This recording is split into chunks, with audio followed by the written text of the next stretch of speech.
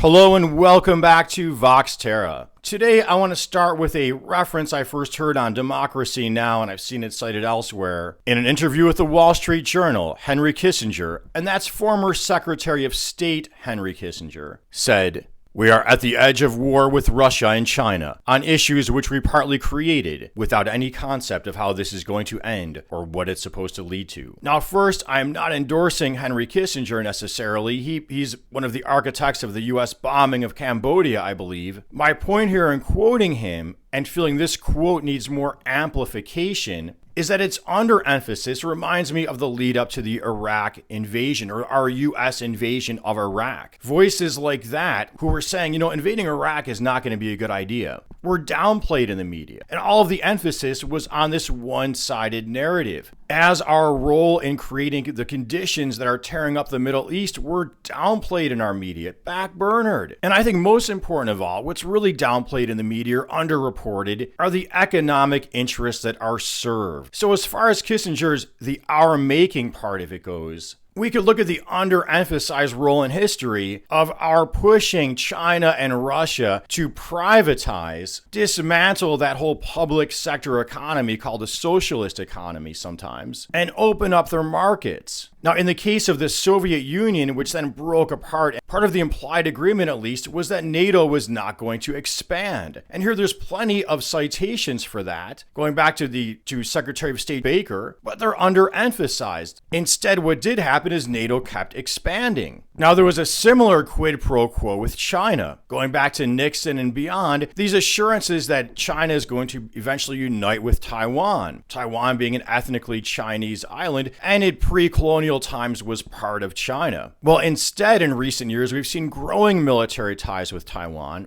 on the U.S.'s part, and now these high-level delegations of congressional delegations going to the island. If you look at it that way, if you look at it the mote in your own eye, to borrow a line from the Bible, and quite frankly here, we're not criticizing ourselves to put ourselves down. We're doing it to grow and get towards a more peaceful world. If you look at it that way, we, in quotes, are the one disrupting the status quo. Well, what economic interests are served by this one-sided narrative, by this aggressive posture towards Russia and China, towards this saying, no, we're going to expand NATO regardless, and we're going to send delegations to China or to Taiwan regardless? Well, in the case of Taiwan, you've got Taiwan Semiconductor. That's one of the world's biggest chip manufacturers. What role does that play in all this underreported? In Russia, you've got the oil and gas industry. We see now in the U.S. a big expansion of our oil and gas industry, the expansion of liquefied natural gas exports and terminals. And then in general in these conflicts, you've got what's the interest of the defense industry, the millions of dollars going towards congressional and federal campaigns,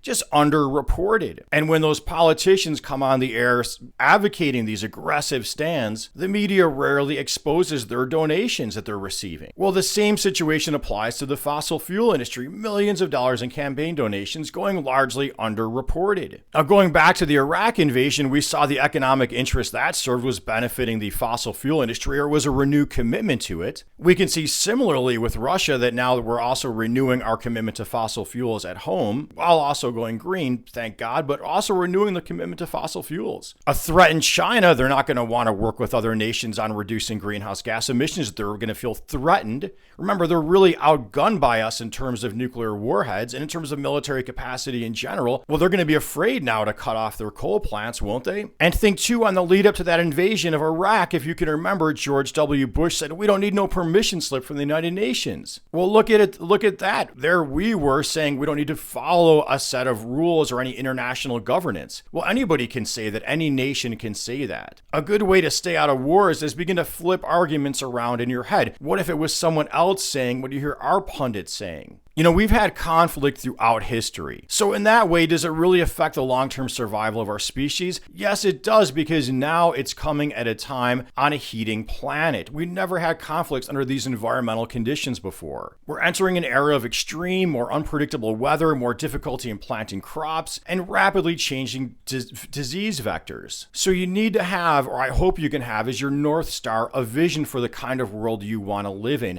and an ability to criticize your own nation and look at what its role is in fomenting these conflicts. And to get there, I think we need a more peaceful world order, a more peaceful method of resolving conflict. We can't be just dismissing the UN out of hand, calling it big government, that kind of thing. We need to think about some type of international rules we're all playing by. Well, hey, I hope you found this video interesting, helpful, enlightening. If you did, please make sure you subscribe to my channel. You click that notification bell. Sincere constructive criticism always welcome, both on a technical aspect as well as a substantive aspect. Please join my other couple patrons at Patreon, Bella Lagrissi, Environmental Coffee House. This show takes a lot of time to put together each week, and peace be with you.